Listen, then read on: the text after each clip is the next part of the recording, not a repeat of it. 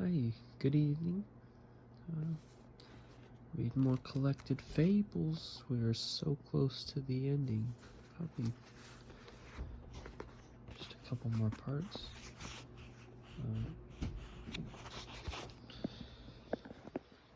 Today we are starting with the princess and the tin box. Let me get situated a little better. Alright. Illustrated by Blair Thornley. Once upon a time, in a far country, there lived a king whose daughter was the prettiest princess in the world.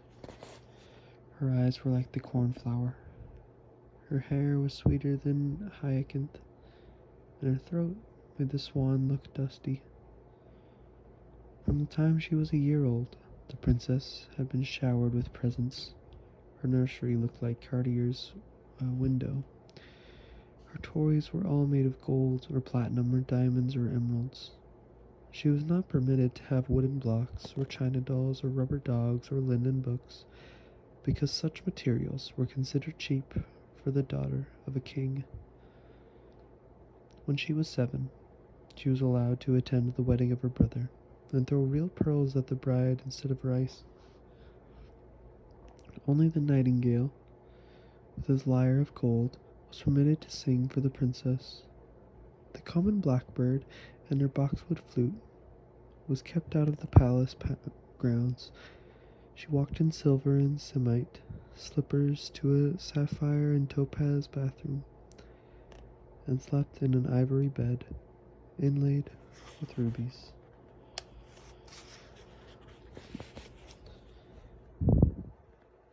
On the day the princess was 18, the king sent a royal ambassador to the courts of 5 neighboring kingdoms to announce that he would give his daughter's hand in marriage to the prince who brought her the gift she liked the most.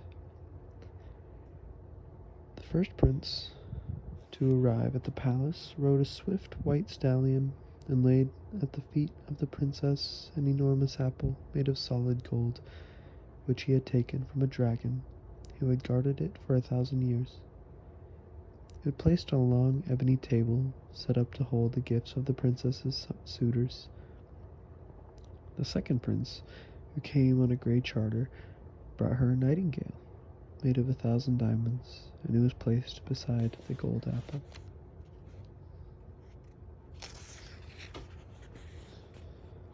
The third prince, riding on a black horse, carried a great jewel box made of platinum and sapphires, and it was placed next to the diamond nightingale. The fourth prince, astride a fiery yellow horse, gave the princess a gigantic heart made of rubies and pierced by an emerald arrow. It was placed next to the platinum and sapphire jewel box. Now, the fifth prince was the strongest and handsomest of all the 5 suitors, but he was the son of a poor king, whose realm had been overrun by mice and the locusts and wizards and mining engineers, so that there was nothing much of value left in it. He came plodding up to the palace of the princess on a plough horse, and he brought her a small tin box filled with mica and feldspar and hornblende, which he had picked up on the way.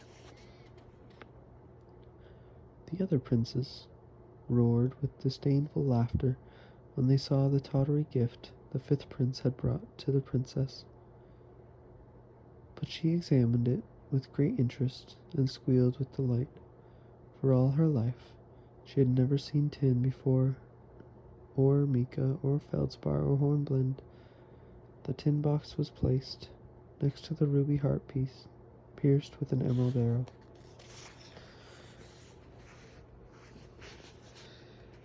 Now, the king said to his daughter, "You must select the gift you like best and marry the prince that brought it." The princess smiled and walked up to the table and picked up the present she liked the most. It was the platinum and sapphire jewel box, the gift of the 3rd prince. The way I figured it, she said, is this. It is a very large and expensive box, and when I am married, I will meet many admirers who will give me precious gems with which to fill it to the top. Therefore it is the most valuable of all the gifts my suitors have brought me, and I like it the best. The princess married the third prince that very next day in the midst of great merriment and high revelry. More than 100,000 pearls were thrown at her, and she loved it. Moral.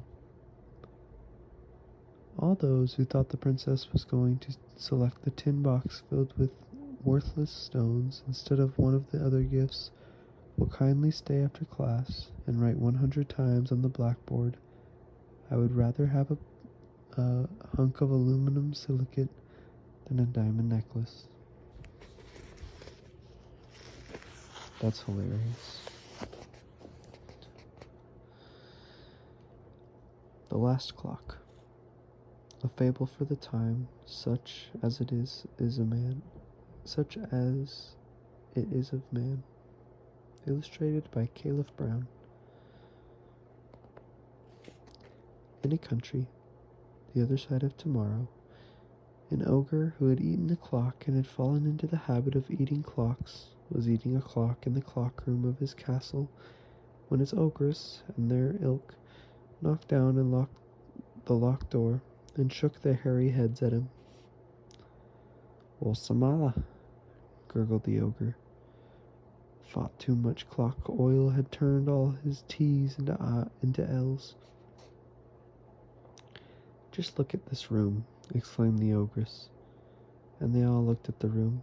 The ogre, with eyes as fogged as the headlights of an ancient limousine. The stone floor of the room was littered with fragments of dials, oily coils and springs, broken clock hands and pieces of pendulums. "I've brought a doctor to look at you," the ogre said. The doctor wore a black beard, carried a black bag, and gave the ogre a black look. "This case is clearly not in my area," he said.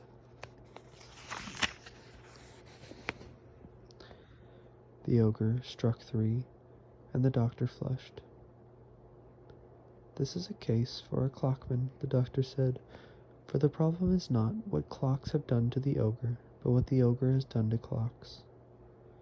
"Ol Samala," the ogre gurgled again. "Eating clocks has turned all his T's to L's," the ogre said. "That's what clocks have done to him."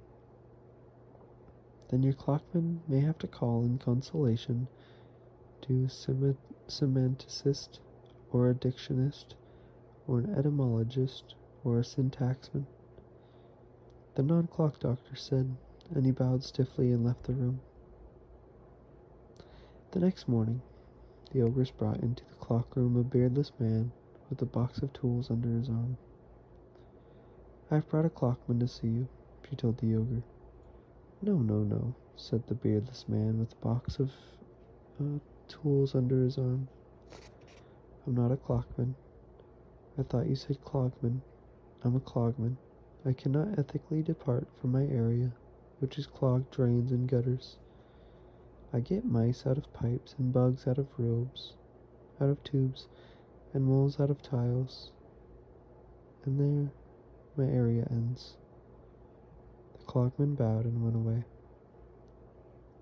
"Wold wuzzle?" the ogre wanted to know. He hiccuped and something went spong. "That was an area, man, but the wrong area," the ogress explained. "I'll get a general practitioner." And she went away and came back with a general practitioner. "This is a waste of time," he said. "As a general practitioner, modern style, I treat only generals. This patient is not even a private. He sounds to me like a public place, a clock tower perhaps, or a belfry." "What should I do?" asked the ogress. "Send for a tower man or a belfry man?"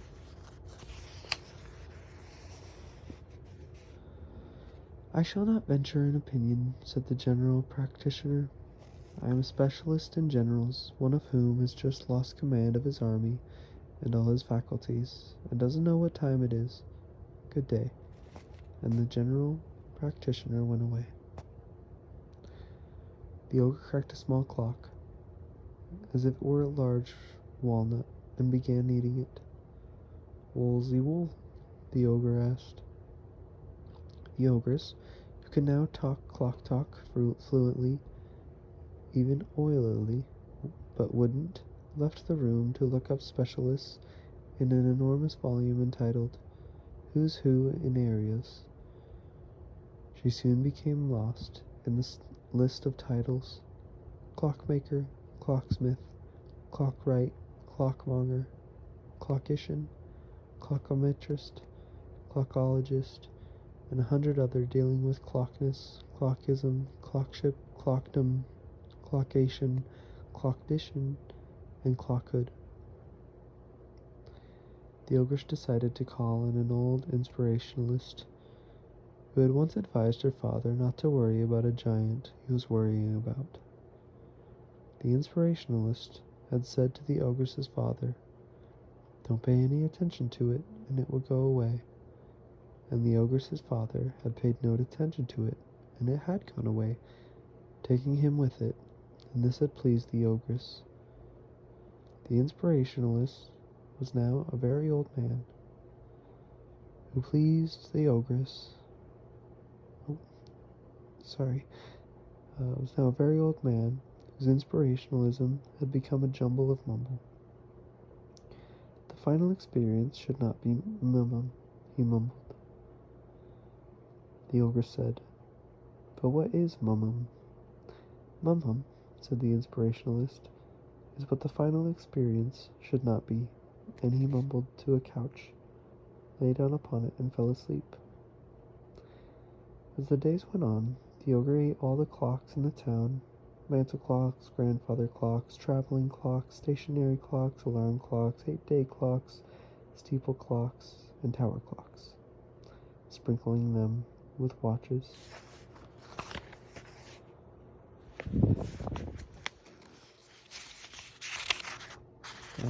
This was really long.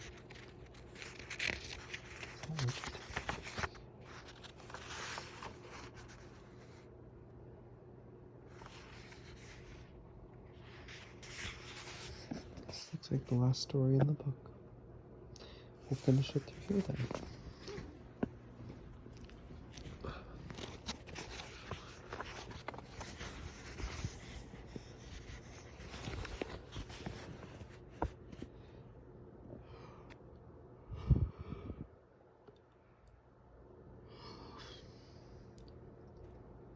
3 weeks to the day after the ogre had eaten the last clock, he fell ill and took to his bed, and the ogress sent for the chief diagnostician to the medical academy. A diagnostician familiar with so many areas of totality itself had to become to him only a part of wholeness. "The trouble is," said the chief diagnostician, "we don't know what the trouble is. Nobody has ever eaten all the clocks before, so it is impossible to tell whether the patient has clockitis, clockosis, clockoma, or clockthera. We are also faced with the possibility that there may be no such diseases. The patient may have one of the minor clock ailments, if there are any, such as clockets, clockles, clocking cough, ticking pox, or clumps. We shall have to develop area men who will find out about such areas, if such areas exist, which, until we find out what they do, we must assume do not."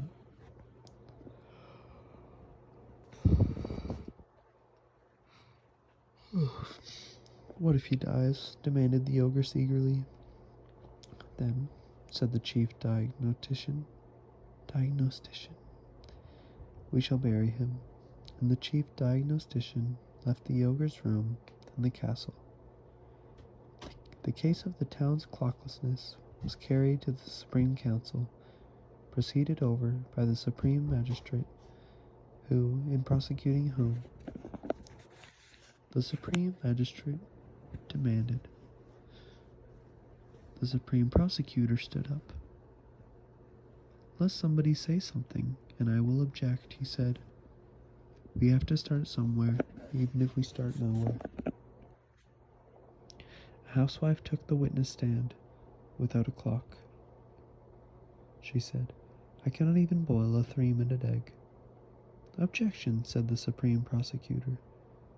"One does not have to boil a 3-minute egg. A 3-minute egg, by definition, has already been boiled for 3 minutes, or it wouldn't be a 3-minute egg." "Objection sustained," droned the Supreme Magistrate. The leader of the opposition then took the stand. "The party in the tower has caused the mess in the ogre's castle," he said. "Objection," said the Supreme Prosecutor. Excuse me. "There isn't any party in power." Sorry, it's so late. The ogre was the party in power, but he no longer has any power. Furthermore, the mess caused by the party cleaned up the mess caused by the party in power, which is no longer in power, would be worse than the mess left by the party that was in power. "Objection sustained," droned the Supreme Magistrate. The Secretary of Status Quo was the next man to take the stand. "We are not getting anywhere," he said, "and therefore we should call a summit conference without agenda. A summit conference without agenda is destined to get even less than nowhere. But its deliberations will impress those who are impressed by deliberations that get less than nowhere. This has unworked in the past, and it will unwork now. If we can get less than nowhere fast enough, we shall more than hold our own. For everything is circular and cyclical, and where there are no clocks, clockwise and counterclockwise are the same." "Objection," said the Supreme Prosecutor. "We are dealing here with a purely internal matter, caused by the consumer having consumed all the clocks." "Objection sustained," droned the Supreme Magistrate. The man of the street now took the stand. "Why don't we use sundials?" he demanded. "I challenge the existence of the witness," said the Supreme Prosecutor. "He says he is the man in the street, but he is, in fact, the man of the Supreme Council room. Furthermore, sundials work only when the sun is shining, and nobody cares what time it is when the sun is shining."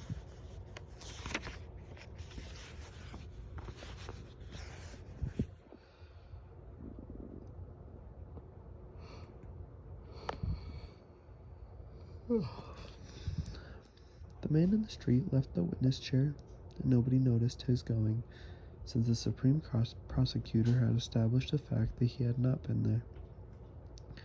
There was a long silence in the Supreme Council room, a silence so deep one could have heard a pin drop, if a pin had been dropped, but nobody dropped a pin.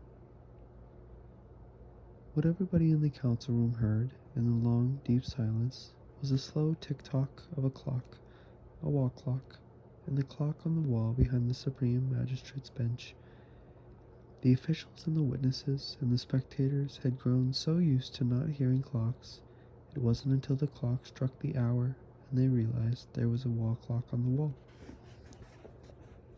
The Supreme Magistrate was the first to speak. "Unless I am mightily mistaken, and I usually am, we have here the solution to all of our problems," he said. "Namely, a clock, unless there is an objection, and I sustain the objection, which I do not think I shall. We will place this clock in the clock tower of the town, where it can be seen by one and all. Then we shall once again know what time it is. The situation will be cleared up and the case dismissed." "1 minute," said the Supreme Prosecutor, and everybody waited a minute until he spoke again. "What is to prevent the ogre from eating the clock in the clock tower?" "If you are asking me, said the Supreme Magistrate.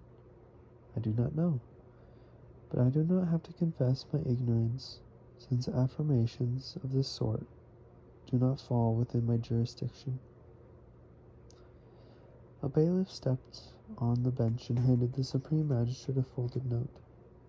The magistrate glanced at it, took off his glasses, and addressed all those present. The ogre is dead, he announced. Objection, said the Supreme Prosecutor. Objection overruled, said the magistrate. If you are objecting to the fact of the ogre's death, I accept the ogre's death as a fact, said the prosecutor, but we are moving too fast, and I shall like to call a specialist to the stand. And he called a specialist to the stand. I am a collector, said the specialist. The clock on the wall is the only clock there is. This is not, in fact, a clock, but a collector's item, a museum piece. As such, it must be placed in the town museum. One does not spend the coins in a museum. The wine glasses in a museum do not hold wine. The suits of armor in a museum do not contain knights. The clock in the museum do not tell time. This clock, the last clock there is, must therefore be allowed to run down, and then placed in the museum with proper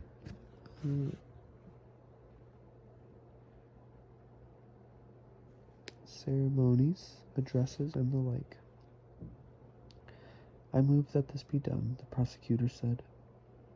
I should like to continue to know as much as everybody else what time it is, pronounced the Supreme Magistrate. Under the circumstances, however, there is but one thing I can do in conformity with the rule which establishes the inalienable fact that the last clock in a collector's item or museum piece. I therefore decree that the last clock, the clock here on the wall, be allowed to run down, and then placed in the town museum with proper ceremonies, addresses, and the like. The next day, at 9 minutes of 12 o'clock noon, the last clock ran down and stopped. It was then placed in the town museum as a collector's item, or museum piece, with proper ceremonies, addresses, and the like. Among those who spoke were the Lord Mayor and Secretary of Status Quo, and the Supreme Magistrate. They all chose the same subjects without verbs or predicates, and the subjects were there: glorious past, unlimited opportunity, challenging futures, dedication, inspired leadership, enlightened fellowship, redictation, moral fiber, spiritual values, outer space, inner man, higher ideals, lower taxes, inflagging enthusiasm, and unswerving devotion. Coordinated efforts, dedicated redictation, and rededicated dedication. After that, nobody in town ever knew what time it was. Factories and schools remained closed. Church bells no longer rang because the bell ringers no longer knew when to ring them. The dates and engagements were no longer made because nobody knew when to keep them. Trains no longer ran, so nobody left town, and no strangers arrived in town to tell the people what time it was. Eventually, the sounds of a nearby desert moved slowly and inexorably toward the timeless town, and in the end it was buried. Eras, epochs, and eons passed before a party of explorers from another planet began digging in the sands above the buried town. They were descendants of people from Earth who had reached Venus 1,000 years before and intermarried with Venusians. Among them were a young man and a young woman, and it was their fortune to be the first to come upon the ancient library of the old inspirationalist. Among some papers still preserved upon his desk were the last things he had written, bits of poetry from the grand old masters and the minister poets. One of these fragments read, "How goes the night, boy? The moon is down. I have not heard the clock." And the very last words his wavery pen had put on paper. We can make our lives sublime, and, departing, leave behind us Mummum in the sands of time. "What is Mummum?" the young woman asked. "I don't know," the young man said, "but something tells me we shall find a lot of it." They went on digging, and, in the end, came upon the last clock in the town museum, so clogged with sand they could not tell what it had once been used for, and so they marked it, "Antique mechanism, function uncertain," possibly known to ancients as Mummum. And they took it back to Venus in a cargo rocket ship with other mysterious relics of the time of man on Earth.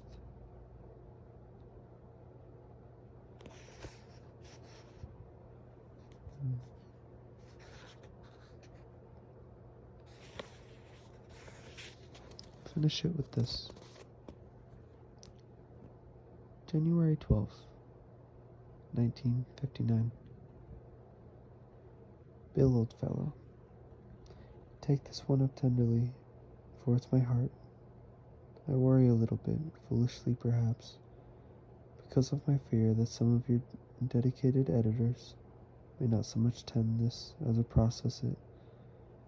I have processed it myself, screened it and rewritten it 5 times from start to finish.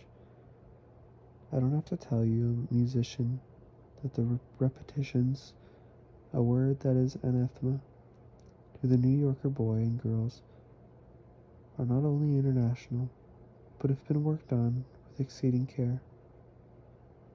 I won't bother your staff by pointing out the indirect influences of Browning's triple rhyme scheme, though I use no actual rhymes, and what Leonard Bernstein might call the architecture of the andante cantabile.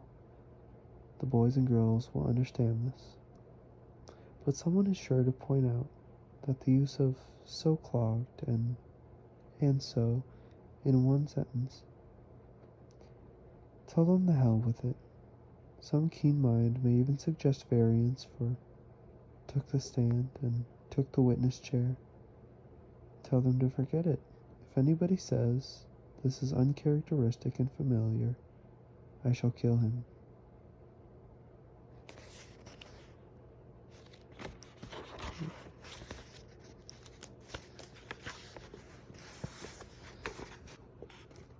The immediate inspirations occurred to me when I was dozing during the 4th quarter of the last Giants-Browns football game, when the announcer said, "With only 35 seconds left to go, all the Giants have to do is eat up the clock." For further implementation on such phenomena, the kids might read The Dynamics of Insight by Alexander Reed Martin, or, better yet, not read it. There's nothing in this piece I am unaware of, and, for Jesus' sake, don't let any of the keen minds point out that there is illogic in the statements of some of the specialists. I don't have to tell you that this is a moving study, moving and a little frightening too, of what modern Mummum has done, and in nothing, to muck up the condition of man. Incidentally, the New Yorker Review, "The Human Condition," should easily win the Pulitzer Prize for dullness. Affectionately, James Thurber. Right. That is the end of Collected Fables. I did not know that it was going to end tonight. I hope you enjoyed, and I will keep doing this. I really like reading to you guys, or whoever's listening to this.